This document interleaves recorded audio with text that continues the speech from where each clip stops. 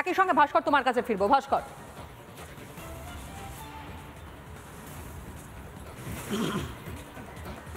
একেবারে তনয়া, দেখো যেমনটা বলছিলাম কিছুক্ষণ আগেও যে এই মুহূর্তে চিকিৎসকেরা চেষ্টা করছেন সবার প্রথম ইনফেকশনকে যাতে কন্ট্রোল করা যায় সেই বিষয়টা সুনিশ্চিত করতে। একাধিকের ক্ষেত্রে অস্ত্রোপচার হয়েছে, আরও একাধিকের ক্ষেত্রে অস্ত্রোপচার আবারও করার প্রয়োজন হতে পারে এমনটা মনে করছেন RIOর চিকিৎসকেরা।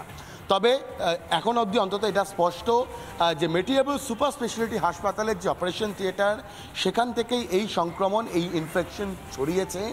যে ইনফেকশন আরও যদি অনেকটা ছড়িয়ে পড়ে সেক্ষেত্রে দাঁড়িয়ে সামাল দেওয়া কার্যত কঠিন একটা চ্যালেঞ্জ হয়ে যাবে চিকিৎসকদের কাছে, এমনটাই মনে করছে চিকিৎসক মহলের একাংশ।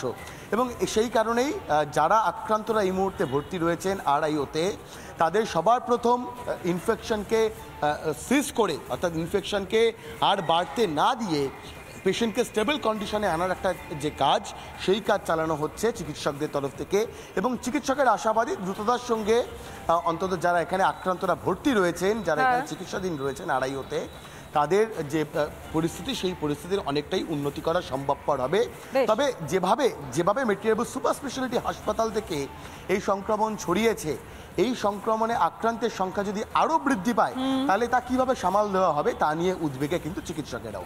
একদমই তাই। আপাতত তোমায় ধন্যবাদ জানাই। কিন্তু এই যে মেটিয়াবুরুজ সুপার স্পেশালিটি হাসপাতালের কথা আপনাদের সামনে আমরা তুলে ধরছি, সেই মেটিয়াবুরুজ সুপার স্পেশালিটি হাসপাতালের নামটা যেন আরো রমরমা হয়েছে এই ঘটনা সামনে আসবার পর। অর্থাৎ চোখের দৃষ্টিশক্তি, অর্থাৎ ছানি অপারেশনের জন্য রোগীরা তারা গিয়েছেন, কিন্তু ছানি অপারেশনের পর তারা দৃষ্টিশক্তি ফিরে পাওয়া তো দুরস্ত, বরং দৃষ্টিশক্তি চলে যাওয়ার পথে, যদিও তাদেরকে অন্যত্র এই মুহূর্তে চিকিৎসার জন্য নিয়ে যাওয়া হয়েছে কলকাতা মেডিকেল কলেজ হাসপাতাল, সবটা দেখিয়েছে। কিন্তু এখানেই শেষ নয়, আরও বেশ কিছু ঘটনা কিন্তু এই সুপার স্পেশালিটি হাসপাতালকে কেন্দ্র করে সামনে আসছে। এক তো হচ্ছে চূড়ান্ত অব্যবস্থা, দ্বিতীয়ত হচ্ছে সেখানে আবর্জনা স্তূপ, এবং তৃতীয় রক্তের অভাব। আর যখনই কোনো রকমের কোনো জবাবদিহি চাওয়া হচ্ছে তখন কার্যত জবাবদিহি তো দূর, এমনকি গ্রুপ ডি স্টাফেদেরকে পাঠিয়ে কোনো না কোনোভাবে গোটা বিষয়টা ধামাচাপা দেওয়ার চেষ্টা করা হচ্ছে। সুপার একেবারে স্পিকটি নট। দেখুন, এখানে একটা আউটডোরে তো দেখাতে গেলে ডাক্তাররা পেশেন্টকে ছোঁবে না, প্রথম কথা। হ্যাঁ, দেখা একদম হচ্ছে না। দূর থেকে কি হয়েছে আপনার, এই হয়েছে বলে ওষুধ লিখেছে।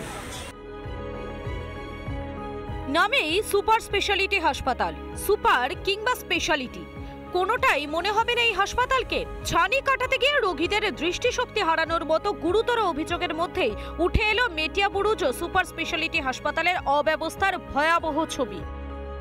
মেটিয়াবুরুজ সুপার স্পেশালিটি হাসপাতাল, একদম গাল ভরা নাম রয়েছে, বড় করে ফলক রয়েছে, কিন্তু যে রোগীরা আসবেন বা যাদের পরিজনেরা আসবেন তারা এই হাসপাতালে আদৌ স্বাস্থ্য ফেরাতে এসে স্বাস্থ্যকর পরিবেশটুকু পাচ্ছেন তো? কারণ এই হাসপাতালের যে প্রবেশদ্বার, সেই প্রবেশদ্বার সংলগ্ন গোটা এলাকা অস্বাস্থ্যকর ভাবে রয়েছে। तो उनको ये होना चाहिए ना कि हम साफ करना चाहिए था ना, तो फिर हम लोग को किस जब उनको गंदगी समझ में नहीं आ रहा तो फिर हम लोग को क्यों समझ में आएगा? हम लोग तो आम आदमी हैं। डॉक्टर लोग को ये चीज का ये अंदाजा होना चाहिए ना कि हम लोगों को होना चाहिए। এখানেই শেষ নয়, করুণ দশা হাসপাতালের ব্লাড ব্যাংকেরও। রক্তের চরম আকাল, রোগীর পরিজনেদের হতাশ হয়ে ফিরে যাওয়াই যেন দস্তুর। পেশেন্টকে এখানে কার্ড করা হয়েছে 1 মাস আগে থেকে, ট্রিটমেন্ট চলছে, এখন বলছে পিজিতে নিয়ে চলে যাও। ব্লাড নেই। ছানি কাটাতে গিয়ে দৃষ্টিশক্তি হারিয়েছেন 20 জন রোগী। এমন গুরুতর অভিযোগ যখন উঠছে তখন ন্যূনতম দায়িত্ববোধও দেখা গেল না হাসপাতালের সুপারের তরফে। অব্যবস্থার জবাবদিহি তো দূরের কথা, হাউসকিপিং স্টাফকে পাঠিয়ে দুয়ার থেকেই সাংবাদিক বিদায়ের চেষ্টা সুপারের। বাইরে লেখা রয়েছে সকাল 10টা থেকে বিকেল 5টা অবধি দেখা করার সময়। মিটিং আছে, আমারও কাল হচ্ছে, আমি যাচ্ছি। হ্যাঁ, আরে আপনি উত্তর দিয়ে যান, আপনি একটা উত্তর দিয়ে যান। আমি বলছি আপনার পরিচয়টা একটু বলুন। আপনার পরিচয় শুনুন না, আপনি ওয়েট করুন, না। আমি কর্মী, হাউসকিপার কর্মী, হাউসকিপিং এর কর্মী। হাউসকিপিং পরিস্থিতি দেখে অনেকেই প্রশ্ন তুলছেন।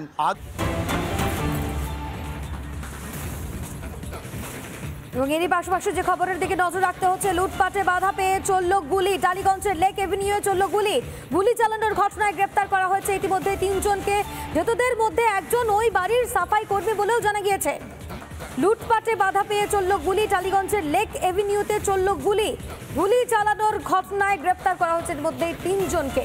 আরো বিস্তারিত জানাবেন আমাদের প্রতিনিধি তুলিকা, এই মুহূর্তে আমাদের সঙ্গে রয়েছে। তুলিকা, অবশ্যই তুলিকার বিশেষ রিপোর্ট এই মুহূর্তে আপনাদের একবার দেখাবো। আগে শহর কলকাতা এবার চলল গুলি, আর লুট করতে বাধা দেওয়ার জন্যই চালানো হলো গুলি। ঘটনাস্থল টালিগঞ্জ থানার অন্তর্গত 68 নম্বর যে লেক অ্যাভিনিউর যে বিলাসবহুল আবাসন রয়েছে সেই আবাসনের ঘটনা। ইতিমধ্যেই গতকাল যে ঘটনা ঘটেছে তার পরিপ্রেক্ষিতে ইতিমধ্যেই লালবাজারের গুন্ডা দমন শাখা তদন্তকারী অফিসাররা তার সঙ্গে টালিগঞ্জ থানার পুলিশ ইতিমধ্যে 3 জনকে গ্রেফতার করেছে।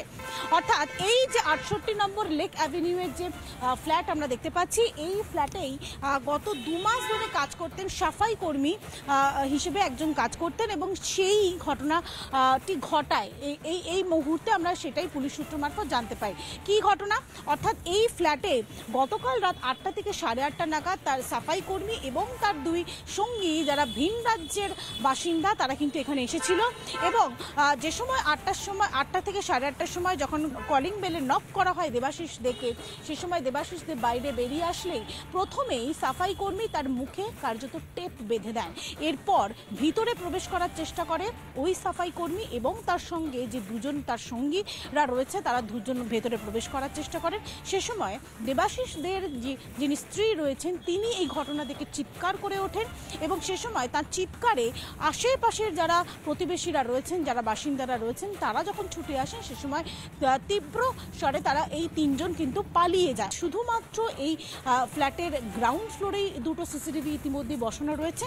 এই 2টো সিসিটিভি ইতিমধ্যে যেরকম একদিকে খতিয়ে দেখছেন, তার পাশাপাশি এলাকার যে সিসিটিভি রয়েছে সেটাও কিন্তু খতিয়ে দেখার চেষ্টা করছেন।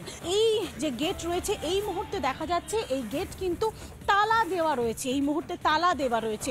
তবে প্রতিবেশীরা যারা জানাচ্ছেন যে দীর্ঘদিন ধরে নিরাপত্তাহীনতায় তারা ভুগছেন, অর্থাৎ নিরাপত্তা রক্ষী থাকলেও কিন্তু এই কোলাপসেবল গেট কিন্তু সর্বদা খোলা থাকতো এবং যে কেউ যে কোনো সময় ফ্ল্যাটের ভিতরে প্রবেশ করতে পারত।